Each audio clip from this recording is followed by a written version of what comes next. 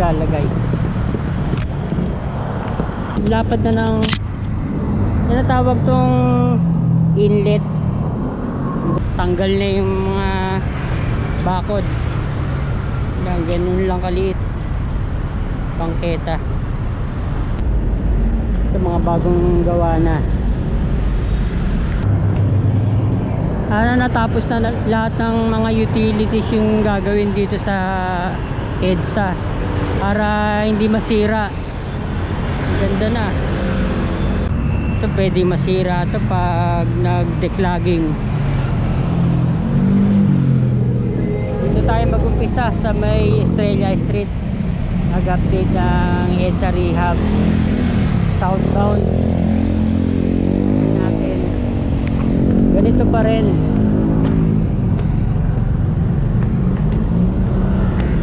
Ito makukumpleto na.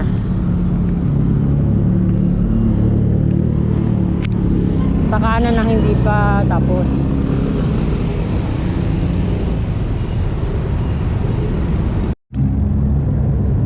Dito na dagdagan na uli ng naka-design pavers.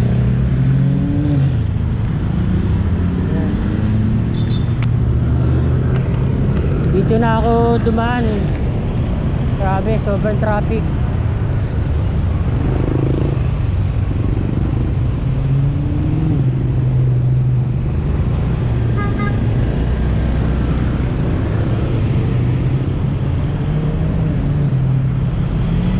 Ito wala pa mga takip ng drainage.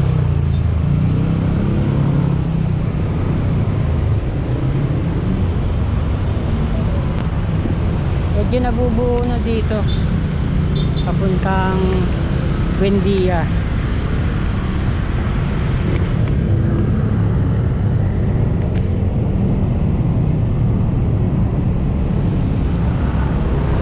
Malaki na yung pagkakaiba.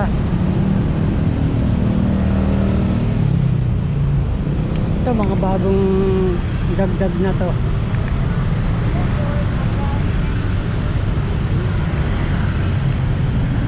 Yan pa.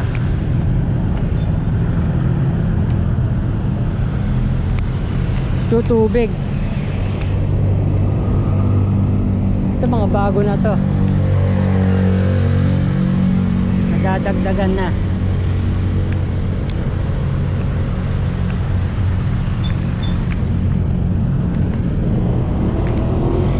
Siya talaga magamit, madaanan ng dire-diretso papuntang Buendia.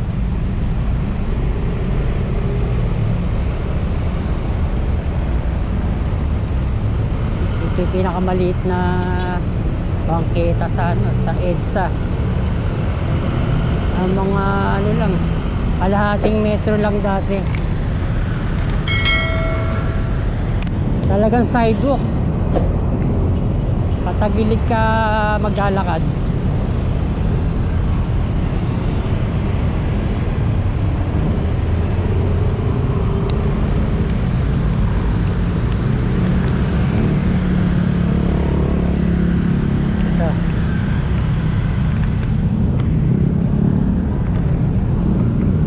Ito bago lang.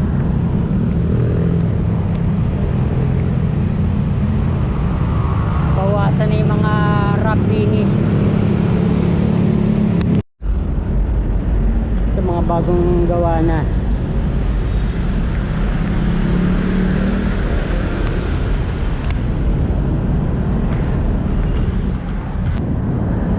Saan na to? Buendia Avenue.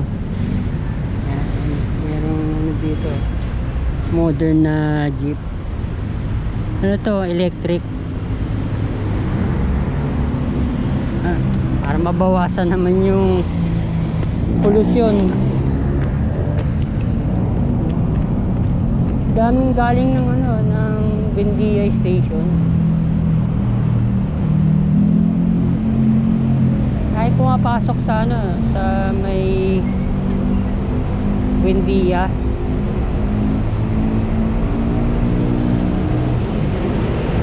Natin. Yan, kompleto na rin. Hindi pa nila natapos tong kanto. May madaanan dun dito lang sa EDSA. Delikado.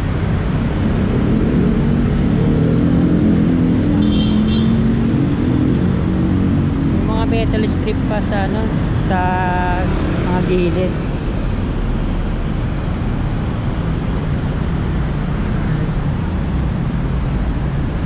Meron na to.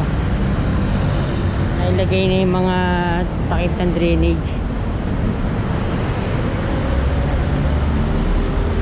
Dito may mga tactile pavers.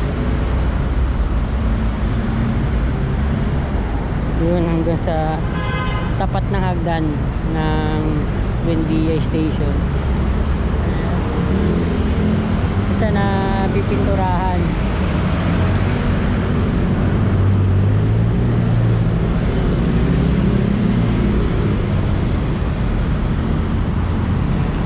Dito nasa ano na 4 meters na yung lapad. Magkakaiba pa rin ang lapad ng sidewalk sa EDSA.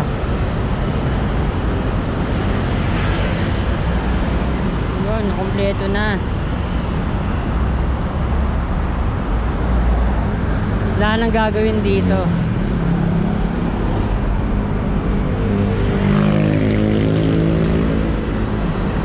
Sa northbound lang naubusan ng tactile pavers.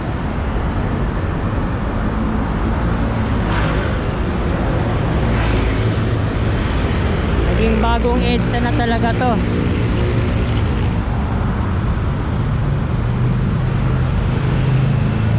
Ang ano na lang, poste ng ilaw.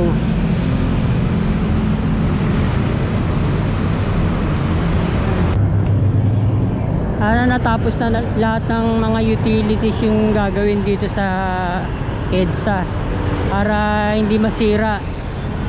Ganda na.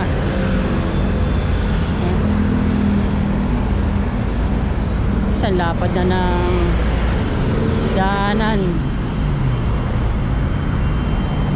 Sa gilid pwede maglagay ng mga plant box, mga planter boxes.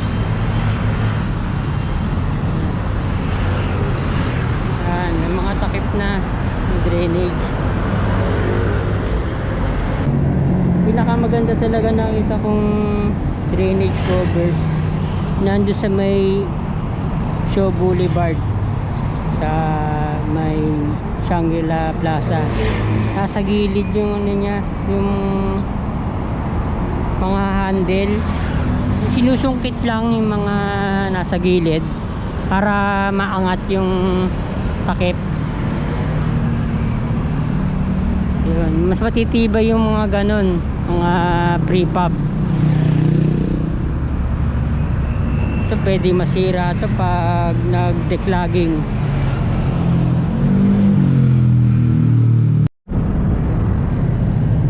Ito na yung malapit sa Buendia Avenue.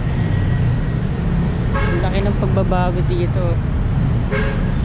Nasa ano na ngayon to, halos 4 meters. Dati hanggang dito lang yan, mga kalahating metro. Ganda na.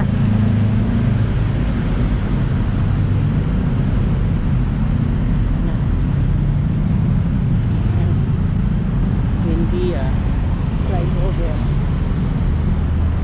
Kalayaan flyover.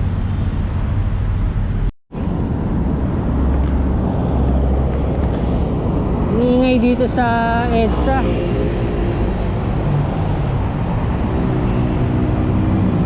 Dami na nilang nailagay na mga drainage covers.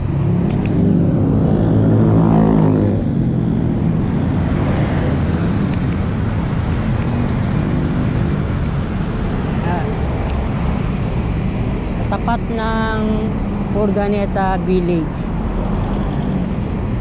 Ay iba-iba yung sukat ng mga drainage covers. Dito gagawa pa lang. Hindi pa masyadong tuyo.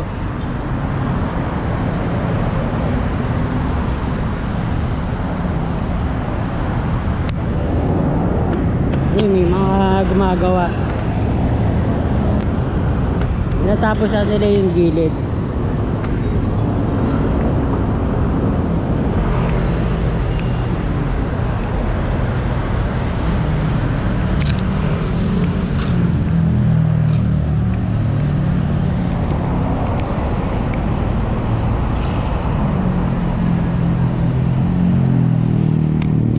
Dito naglalagay ng mga tactile pavers.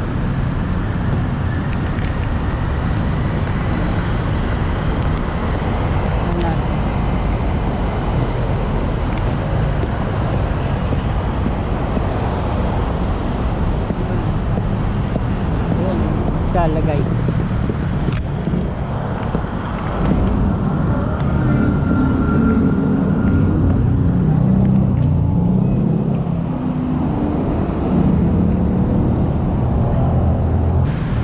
Dito hindi pa kumpleto.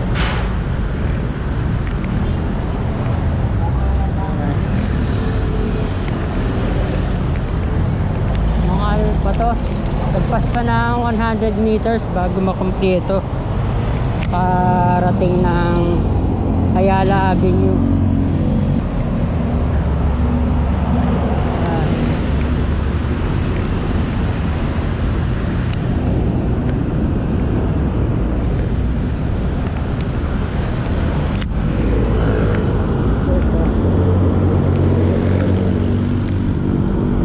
Wrap finish pa dito.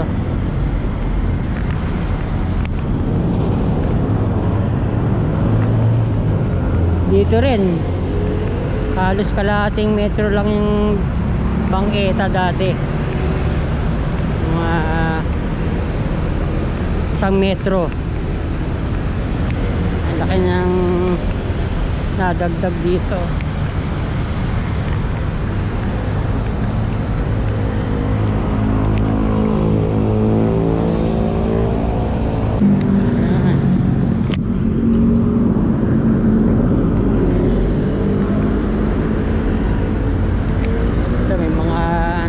Palaman na.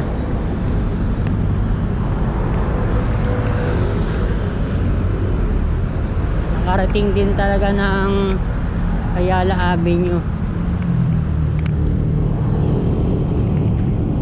Saan na to? Meralco Urdaneta substation. Ito nasa gilid.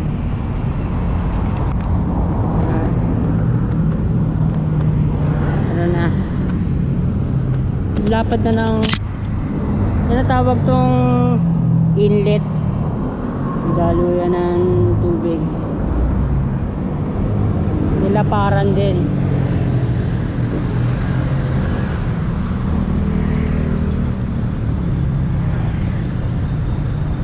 Yun, dito merong lay-by, dito pwedeng makahinto yung mga sasakyan. Tanggal na yung mga bakod. Yan, ganun lang kaliit bangketa.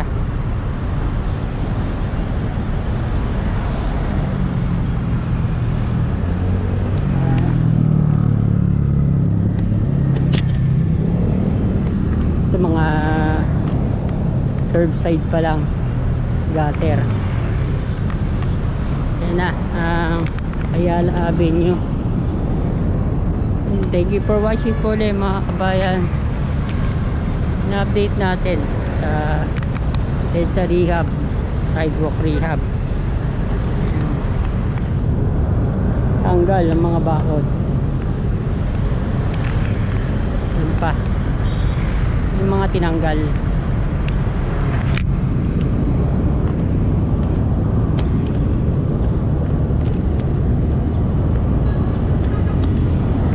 Barangay Urdaneta.